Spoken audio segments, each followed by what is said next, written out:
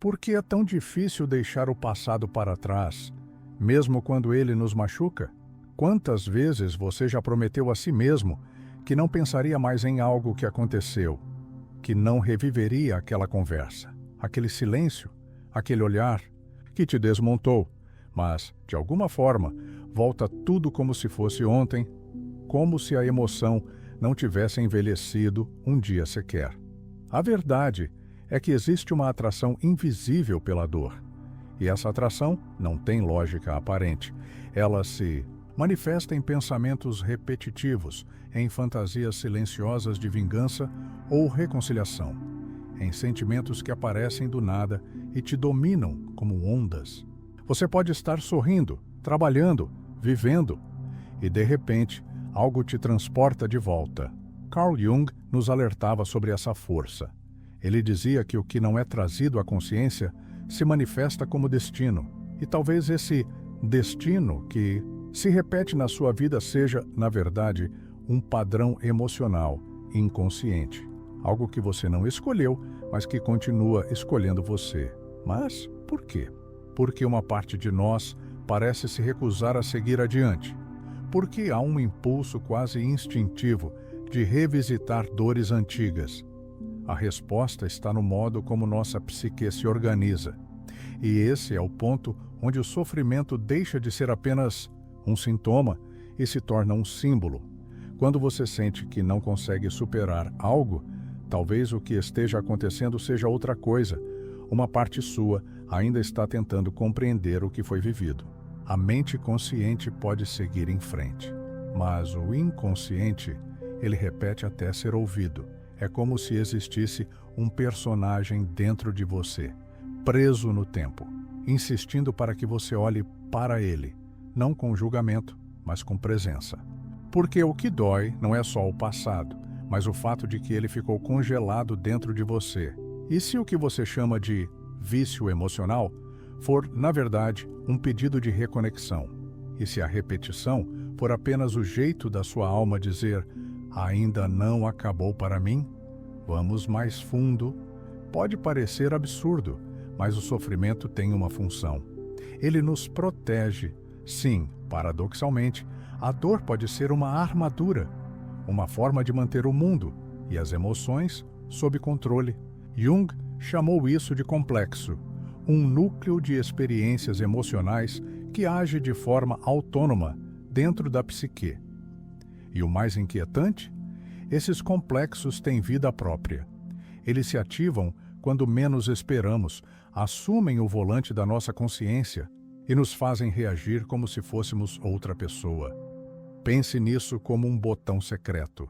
Alguém aperta, talvez com uma palavra, um gesto, uma ausência, e você é transportado diretamente para uma emoção antiga. Não há tempo para pensar. Você simplesmente sente, reage, sofre, e depois se pergunta: por que isso ainda me afeta tanto? A resposta está no vínculo inconsciente que criamos com certas emoções.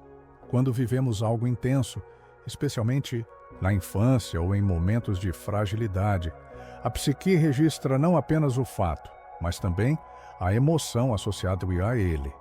Se você foi rejeitado, por exemplo, e não teve espaço para elaborar isso, a emoção fica ali, esperando o momento de reaparecer, e ela reaparece, disfarçada de ciúme, de medo de abandono, de raiva sem motivo.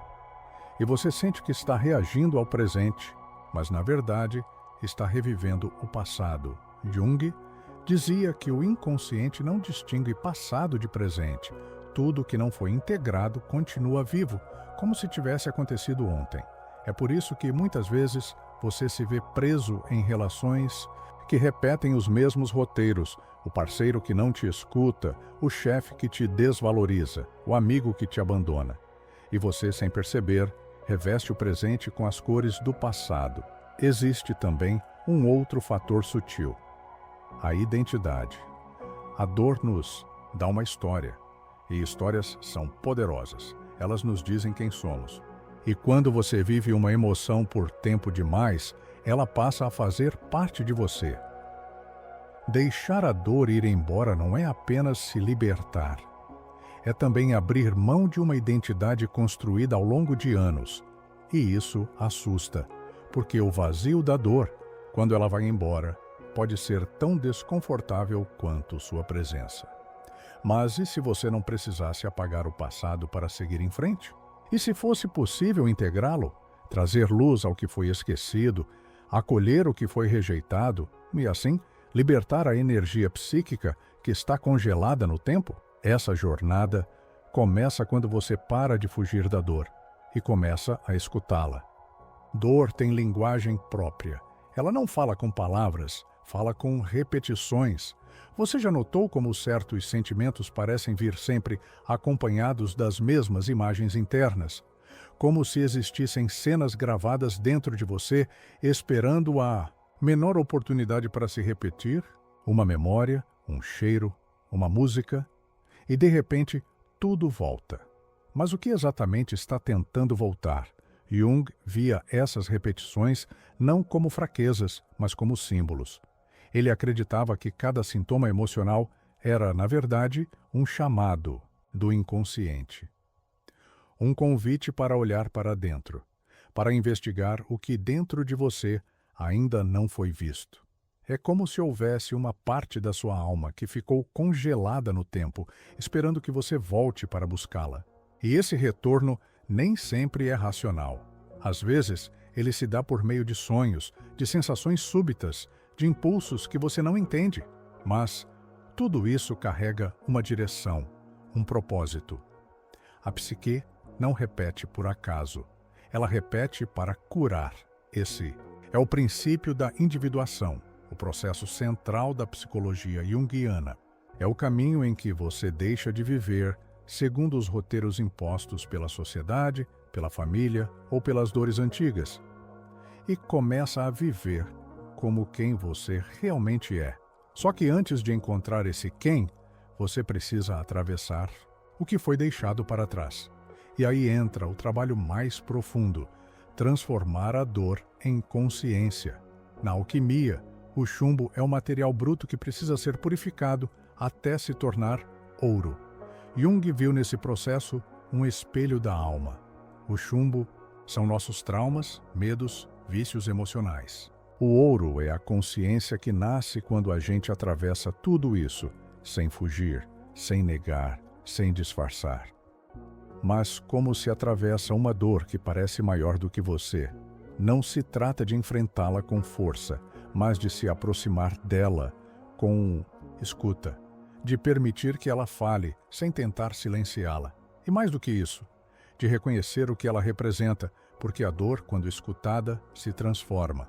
Ela deixa de ser inimiga e se torna mensageira. E a mensagem que ela traz, muitas vezes, é uma só.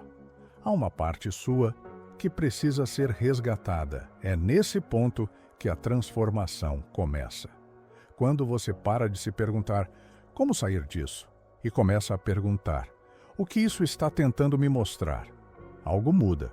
A dor deixa de ser um beco sem saída e se torna uma porta, uma passagem para dentro de si mesmo. Mas essa passagem exige coragem, porque olhar para o que você sente sem distrações pode ser desconfortável, pode ser confuso, pode parecer que você está regredindo, mas na verdade está descendo, indo mais fundo, chegando nas raízes, e lá, nas raízes, você começa a perceber padrões, crenças, personagens internos que você nem sabia que habitavam em você. Jung falava muito da sombra, esse lado inconsciente que reúne tudo o que você rejeita em si mesmo. E o curioso é que o vício emocional muitas vezes nasce justamente do esforço de manter essa sombra escondida.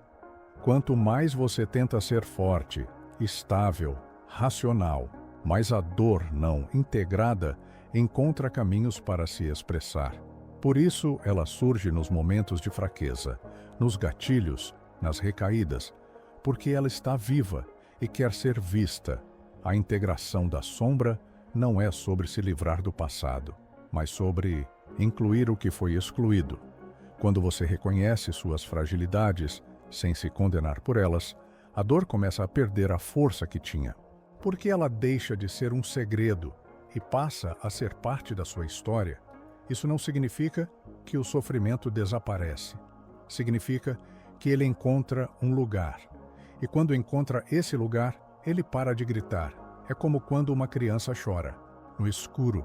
E, ao acender a luz, ela percebe que o monstro não era real, era apenas uma sombra. A dor funciona da mesma forma. Ela assusta porque está escondida, mas quando iluminada, revela algo essencial. Talvez você não precise mais lutar contra ela. Talvez precise sentar-se ao lado dela e ouvir. Porque às vezes o que mais machuca não é a dor em si, mas o silêncio ao redor dela. Parte superior do formulário. Quando começamos a escutar a dor, surge uma pergunta inevitável. E agora? O que faço com tudo isso que senti, com tudo que vi dentro de mim? A resposta não está em um passo mágico, mas em um processo de presença, repetição e principalmente de escolha. Porque a cura emocional não acontece de uma vez. Ela acontece toda vez que você escolhe agir de forma diferente diante de uma emoção antiga. Não é sobre não sentir mais. É sobre não reagir da mesma forma. Imagine que você está em uma estrada que sempre leva ao mesmo lugar. O ciclo da dor, da culpa, da autossabotagem. É familiar, quase confortável. Mas um dia você decide parar, observar e talvez pegar uma trilha lateral. Uma que pareça estranha no começo, mas que te leve para um novo território interno. Esse momento de escolha consciente é o que Jung chamaria de contato com o self, o centro organizador da psique, aquele que guia seu processo de individuação. E o self não grita, ele sussurra. Ele se revela nas pequenas escolhas, nos instantes de presença, nos silêncios que você finalmente aprende a escutar. Há práticas que podem te ajudar nesse caminho. Diálogos internos, por exemplo, escrever cartas para partes de si que ainda estão presas no passado, visualizar suas emoções como figuras, dar rosto à sua tristeza, forma ao seu medo, voz à sua raiva, e conversar com elas, não para calá-las, mas para entendê-las. Outra prática é observar os sonhos. Jung dizia que os sonhos são mensagens diretas do inconsciente. Eles falam a linguagem dos símbolos e muitas vezes mostram o que a mente consciente ainda não consegue ver. Um sonho recorrente, um cenário repetido, um personagem misterioso, tudo isso pode conter a chave de um padrão emocional que precisa ser reconhecido. Mas, mais do que técnicas, o que mais transforma é a disposição de estar consigo mesmo, de não fugir mais da dor, nem se identificar com ela, de ver o sofrimento não como um castigo, mas como um portal que leva para dentro, para o que você realmente é por trás de tudo que foi vivido, e é aí que tudo começa a se reorganizar. Quando você para de buscar saídas externas e começa a construir presença interna, os velhos padrões perdem a autoridade que tinham. A dor pode até aparecer, ela ainda faz parte da sua história, mas agora ela encontra alguém ali, presente, consciente, capaz de escutar sem se perder. A repetição emocional não precisa mais ser um castigo. Ela pode se tornar um lembrete. Toda vez que algo volta, você tem uma nova chance de fazer diferente, de escolher outro caminho, de responder com maturidade, com afeto, com clareza. Mas isso não acontece da noite para o dia. O vício emocional, assim como qualquer vício, tem um ciclo. E quebrar esse ciclo exige persistência. Vai haver recaídas, vai haver momentos em que você vai se ver agindo como antes. Mas mesmo nesses momentos há progresso, porque agora você sabe, você vê. E ver é o início da liberdade. O passado não desaparece, ele se transforma. Através da consciência, ele deixa de ser prisão e vira aprendizado, memória viva, fonte de sabedoria. Jung dizia que o objetivo da vida não é a perfeição, mas a totalidade. Ser inteiro é aceitar todas as suas partes, inclusive aquelas que doem. É reconhecer que há beleza até mesmo nas cicatrizes, porque são elas que contam a história de quem você se tornou. Você não precisa apagar o que viveu para seguir em frente. Precisa apenas deixar de se identificar com a dor como se ela fosse tudo o que existe em você. Ela é uma parte, não o todo. E talvez a pergunta não seja mais por que continuo vivendo no passado, mas sim o que dentro de mim ainda está esperando ser reconhecido? Essa pergunta não tem uma resposta única. Ela se renova a cada fase da vida, a cada encontro consigo mesmo. Mas, só de fazê-la, algo muda. Porque onde antes havia repetição inconsciente, agora há escolha. E onde há escolha, há liberdade. Você não está preso ao passado. Está preso a uma parte sua que ainda não foi escutada. E talvez o maior engano seja acreditar que precisamos esquecer para seguir em frente, quando, na verdade, o caminho é o oposto. Lembrar com consciência, integrar, honrar o que foi vivido e liberar o que já não precisa ser carregado. Ao longo deste vídeo, você viu que o vício emocional não é fraqueza, é um padrão inconsciente. Um ciclo que se forma a partir de complexos emocionais, de dores que não foram digeridas, de sombras que você não sabia que existiam e que agora você começa a ver. Você descobriu que o sofrimento tem um papel, o de mensageiro. Ele nos convida à escuta profunda, à alquimia interior, à transmutação do chumbo da dor em ouro de consciência.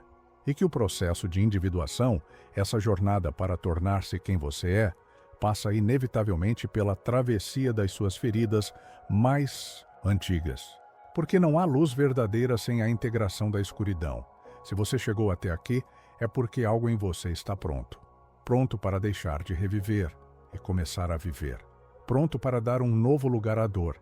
Não como narradora da Sete-Dashmi, sua história, mas como uma personagem que teve seu papel, cumpriu sua função. E agora pode descansar. Você pode escolher, a cada novo dia, a cada novo pensamento. A cada vez que o passado bater a porta, perguntar com ternura: o que você quer me mostrar hoje? E assim, abrir espaço para algo novo nascer. Agora é com você. Se este vídeo tocou algo dentro de você, compartilhe com quem também precisa ouvir isso. E deixe aqui nos comentários: qual parte sua ainda precisa ser escutada? Sua jornada não termina aqui, mas pode começar de verdade agora.